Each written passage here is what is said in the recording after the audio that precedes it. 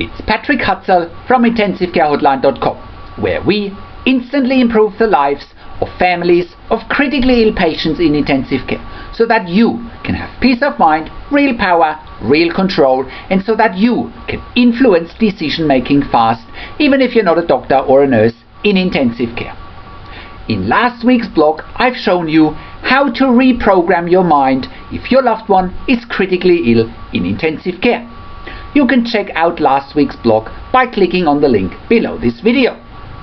In this week's blog, I want to take you once again behind the scenes in intensive care, as it continues to be critically important that if you have a family member critically ill in intensive care, that you know and understand what's happening behind the scenes in intensive care. Therefore, this week's topic is 5 things nobody has ever told you about intensive care. So, there you are. Your loved one has just been admitted to intensive care, and I know you are most likely in shock. You haven't seen it coming, and worst of all, you haven't been expecting to be that far outside of your comfort zone. You don't really know what to expect, and you will have found by now that the intensive care team might be unavailable for you and for your family. If they are available, they implicitly or explicitly have told you that they are the one in charge and that they are the ones making the decisions. One way or another, you are supposed to know what's happening with your critically ill loved one. After all, the intensive care team has told you everything you need to know. Or so you think. Or maybe you've already got the feeling that the intensive care team is playing their cards very closely to their chest, and they all speak in medical terms and in their medical jargon just to make sure that you are buying into the perceived power and the perceived authority the intensive care team supposedly has. On top of that, you also know by now that feeling out of your comfort zone, that feeling stressed, feeling frustrated, feeling overwhelmed, and feeling vulnerable is not fun. Thankfully, you started to look out for help, and things will only get better from now on, as you are on the right path to peace of mind, control, power, and influence, irrespective of the situation that you have found yourself in, whilst your loved one is critically ill in intensive care. If you have come to this video, then it's very likely that your critically ill loved one is not a quote-unquote straightforward admission to intensive care. If you have come to this place seeking out help and seeking out information and doing your own research, then it's very likely that your critically ill loved one is either very unstable and in a very critical condition, or is in a life-threatening situation, or is in intensive care for long-term treatments and long-term stays, or is having a severe or traumatic head or brain injury, or is threatened with an NFR or DNR order, which stands for not for resuscitation or do not resuscitate, or your loved one is even approaching their end of life in intensive care. And if any of those cases are true for you, then you need to very quickly get a handle on things, because if you don't, the fact of the matter is that you will belong to the 99% of families of critically ill patients in intensive care who have no peace of mind, no control, no power, and no influence. You see, after more than 15 years intensive care nursing in 3 different countries, and after I have literally worked with thousands of critically ill patients and their families, I have also found that there are a lot of things that doctors and nurses in intensive care just take for granted. Doctors and nurses in intensive care take for granted that there are a lot of quote-unquote unwritten rules. For example, you as a family member don't even know what that means, and you, generally speaking, are therefore kept at arm's length, so to speak. You don't even know that it's happening. Or maybe you do after you've had a few encounters with the intensive care team. In any case, in order for you and your family to get a grip and a handle to what I'm referring to, and more importantly, in order for you to have peace of mind, control, power, and influence, you need to know the 5 things nobody has ever told you about intensive care. Let's get right into them. Number 1. Intensive care is a high-stakes game, and generally only the intensive care team knows how to win. As you probably know by now, the intensive care team they are like fish in water, and you and your family are like fish out of water. It also means that the intensive care team is in their comfort zone, and you and your family are way outside of your comfort zone. The intensive care team is used to getting what they want. After all, they have the perceived power and they are the perceived authority. That positioning makes it relatively easy for the intensive care team to play this high-stakes game and win. Given that intensive care is such a high-stakes game, it's time for you to rally up and get your positioning right. The fact of the matter is that if you don't start asking the right questions now, if you don't look behind the scenes, and if you continue to take everything for face value the intensive care team is telling you, you'd be fighting an uphill battle, and peace of mind, control, power and influence remain a distant and faraway land for you and your family. Number 2. What's happening behind the scenes in intensive care may ultimately determine your critically ill loved one's fate and destiny if you don't do your own research. Remember, you and your family are in a once-in-a-lifetime situation, and you can't really afford getting things wrong. What's happening in intensive care behind the scenes may ultimately determine your critically ill loved one's fate and destiny if you are not prepared to look behind the scenes in intensive care.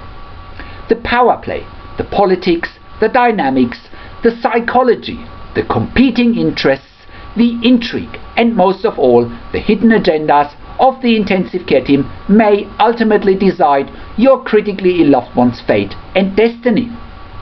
Medical research interests, bed availability, bed pressures, financial pressures, staff availability, and many more competing interests often impact on the positioning of the intensive care team.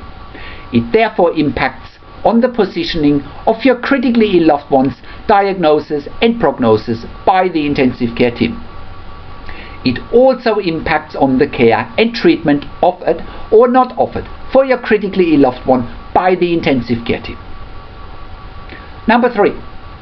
The intensive care team always has an agenda, and they will never tell you about the moving parts and the hidden agendas. It's up to you to do your own research. Do you know some of the TV shows like Emergency Room and other similar hospital shows? They are full of crap, and there's nothing in those shows that offers even a glimpse of what reality looks like in an emergency department or in intensive care. Look, let's face it. If your critically ill loved one is in one of those situations where they are very unstable and in a very critical condition, where they are in a life-threatening situation, where they are in intensive care for long-term treatments and long-term stays, where they are having a severe or traumatic head or brain injury, or where they are threatened with an NFR or DNR order, which stands for Not for Resuscitation or Do Not Resuscitate order, or if your loved one is even approaching their end of life in intensive care. The stakes are extremely high, and you simply need to know what to do in order to have peace of mind, control, power, and influence. If your critically ill loved one is in one of those challenging, difficult, high stakes, and often heartbreaking situations, the intensive care team will weigh up their options, and they will once again keep their cards very close to their chest. Weighing up their options means that they are looking at the overall situation in the intensive care unit. They will look at resources available, and they will closely look whether you have an understanding of the situation or not. Because if you don't, then they can easily drive their agenda, and it'll be easy for the intensive care team to quote-unquote sell you, for example, on a quote-unquote withdrawal of treatment. as being, quote unquote, in the best interest for your critically ill loved one if they think that they need the ICU bed for another admission where they can make more money, do medical research, and so forth. Number 4. Medical research is a revenue generating tool as well as a positioning tool for intensive care units.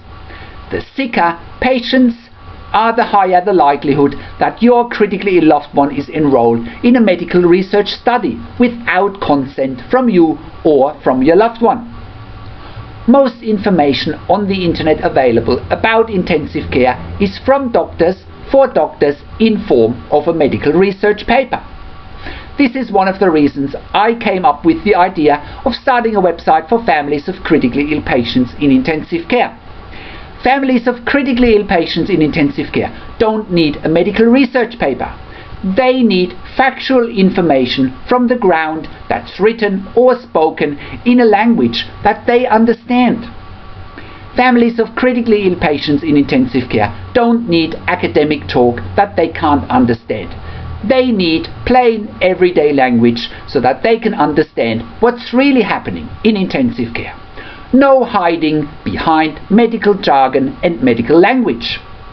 Oh, and by the way, yes, there is a high likelihood that the sicker your critically ill loved one is, that they are enrolled in a medical research study without you or your family even knowing, let alone you or your loved one giving consent.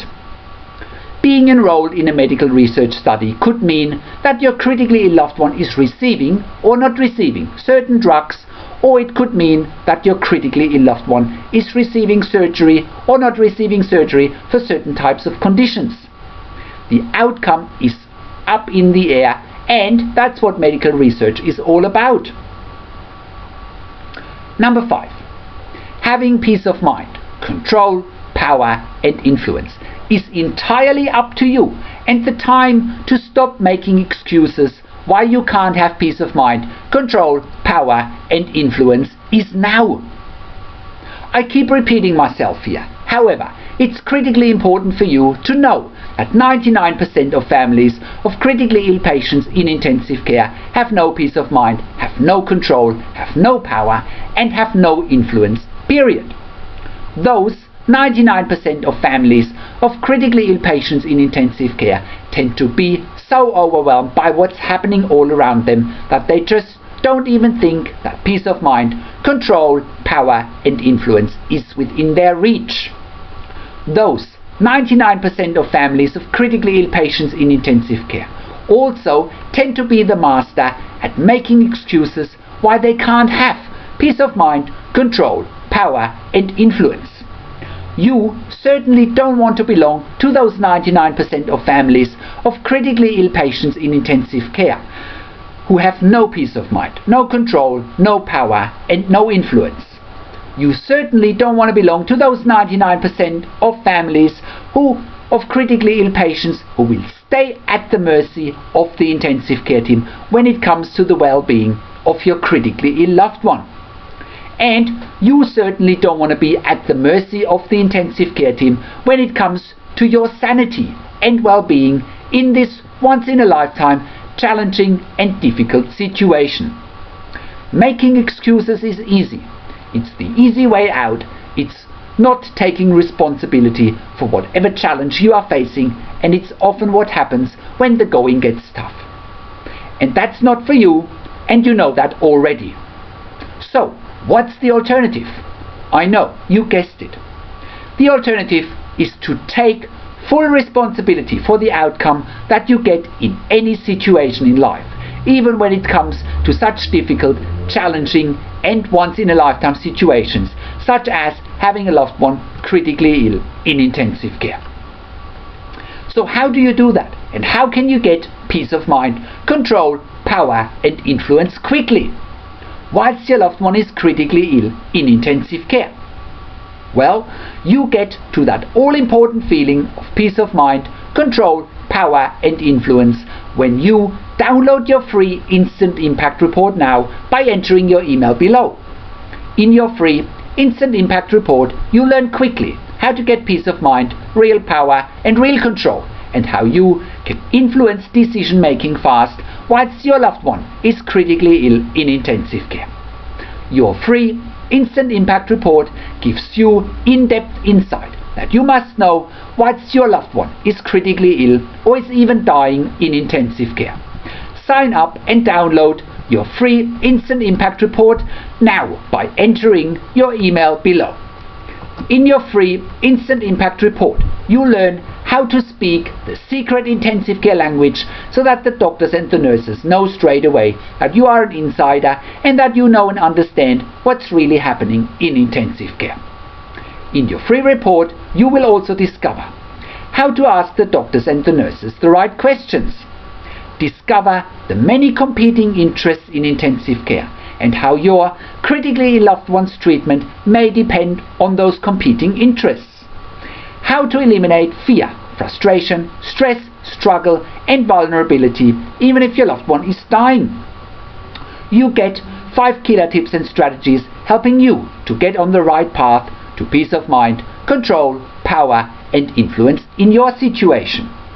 You will get real-world examples that you can easily adapt to your and your critically ill loved one's situation. How to stop being intimidated by the intensive care team and how you will be seen as equals. You'll get crucial behind-the-scenes insight so that you know and understand what's really happening in intensive care and how you need to manage doctors and nurses in intensive care. And it's not what you think. Thank you for tuning into this week's blog, and I'll see you again in another update next week. Make sure you also check out our Your Questions Answered section where we answer your questions, or send me an email to support@intensivecarehotline.com with your questions. This is Patrick Hutzel from intensivecarehotline.com, and I'll see you again next week in another update.